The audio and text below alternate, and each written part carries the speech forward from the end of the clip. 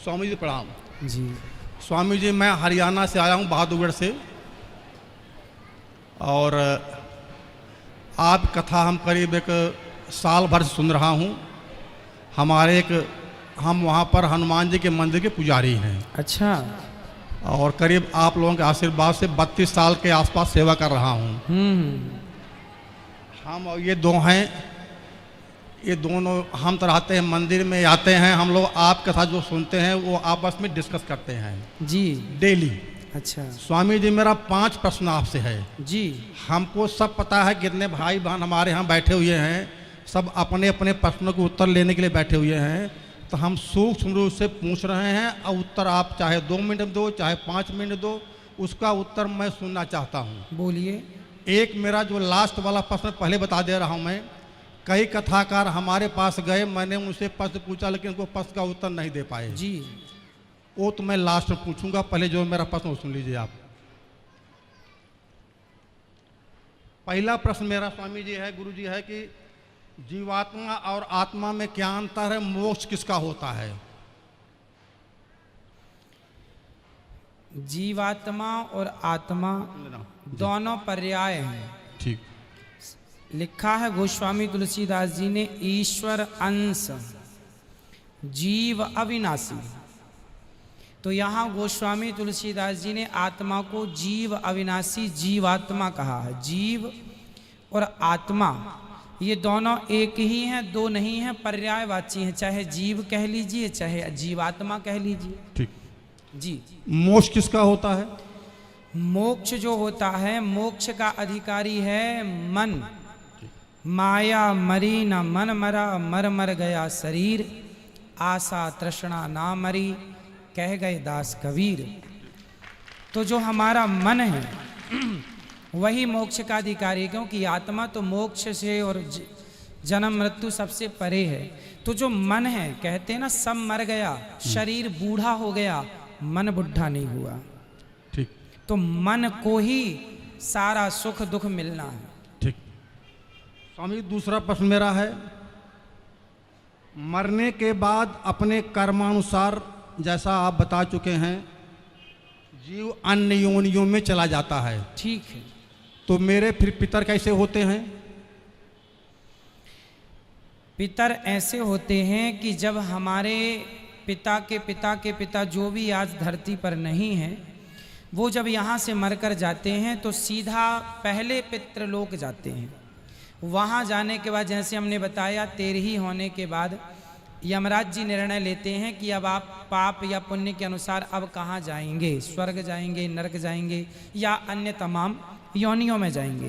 तो कुछ लोग तो अपने कर्मों के बस किसी भी योनि में चले गए। माना कि हमारे दादाजी परदादा जो भी हैं, कोई शेर बन गया, शेर कर्मों के अनुसार।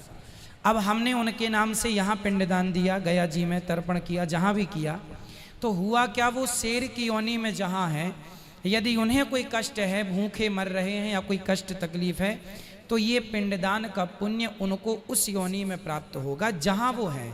किसी भी योनि, बंदर से लेकर, चींटी से लेकर हाथी तक, जहाँ है वो उन्हें, यदि वो मनुष्य बने हैं तो मनुष्य की योनि में उनको प्राप्त हो जाएगा, जहाँ है वहाँ मिलेगा। ठीक है।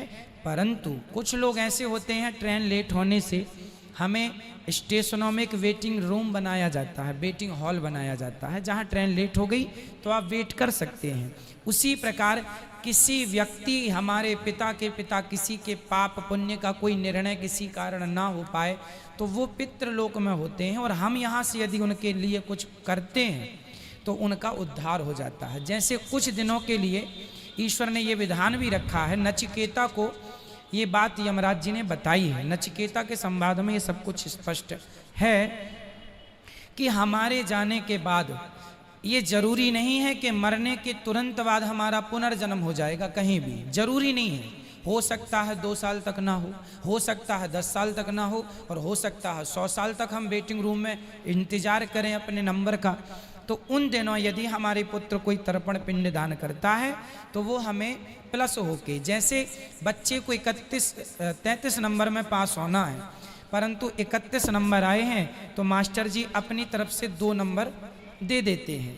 दे देते हैं और ग्रेस लगा के पास कर देते हैं। उसी तरह मेरा जरा सा कोई पुण्य रह गया तो उस पुण्य के कारण मुझे वेटिंग रूम में डाल दिया जाएगा कि आपके बच्चे यदि आपके लिए कोई पुण्य करते हैं तो वो पुण्य मिला के फिर आपका मोक्ष या स्वर्ग की प्राप्ति करा दी जाएगी। तो उस इंतजार में हम पितृलोक में रहते हैं। हम बच्चों को कहते हैं पुण्य करो, हमारे नाम से कुछ करो। जब नहीं करते तो वही पितृ फिर नाराज होके उन पर फिर गलत प्रभाव छोड़ने लगते हैं। उसी को पितृ दोष कहते हैं। अगर कोई वेटिंग लिस्ट में ना हुआ हो तो फिर बता चुका मैं कि वो शेर बन गया होगा तो उसको तो रूप में प्राप्त हो जाएगा वो। तो उसके निमित्त भाव कथा सुनने से क्या फल मिलेगा? फिर किसको? भागवत कथा जो पोथी बैठा सुनते हैं क्या फल मिलेगा? आपने देखिए होता क्या है कि आपका कोई अपना आदमी अमेरिका में है और आपने उसके खाते में पैसे डाल दिए तो उसके खाते में तुरंत पहुंच गया कि नहीं। अब वो उस पैसे से शराब पी ले या दूध पी ले या रोटी खा ले या मांस खा ले, आपने तो पैसे भेज दिए, अब वो उसका उपयोग अपने ढंग से करेगा। उसी प्रकार हमने तो पुण्य कर दिया अपने पूर्वजों के लिए, अब वो शेर बने हैं तो उनको मांस मिल जाएगा, गाय बने हैं तो चारा मिल जाएगा, इंसान बने हैं तो 56 भोग मिल जाएगा। ठीक।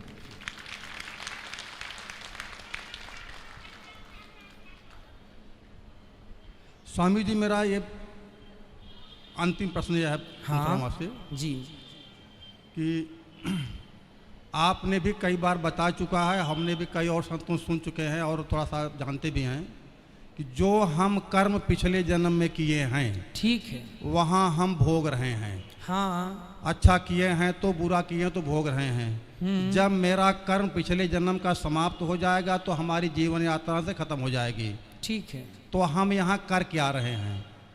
ये प्रश्न मेरा है। हाँ हाँ, आपका प्रश्न बहुत उचित है। ये मैं कर क्या रहा हूँ?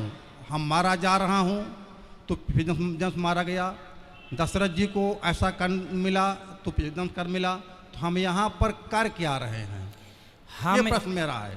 ये देखो इसका नाम ही है कर्म भूमि, है ना, जिसे हम मृत्यु लोक कहते हैं। इसे कर्म भूमि भी कहा जाता है। कुल मिला के हमने जो पिछले जन्म में किया अच्छा या बुरा वो तो हम आज पा रहे हैं।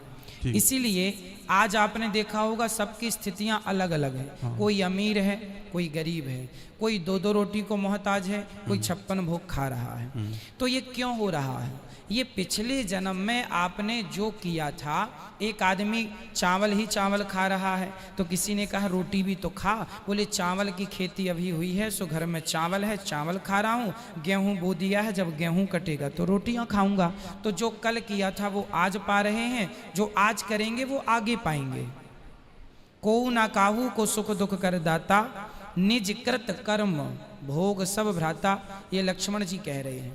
कोई व्यक्ति किसी को जरा सा सुख नहीं देता, जरा सा दुख नहीं देता।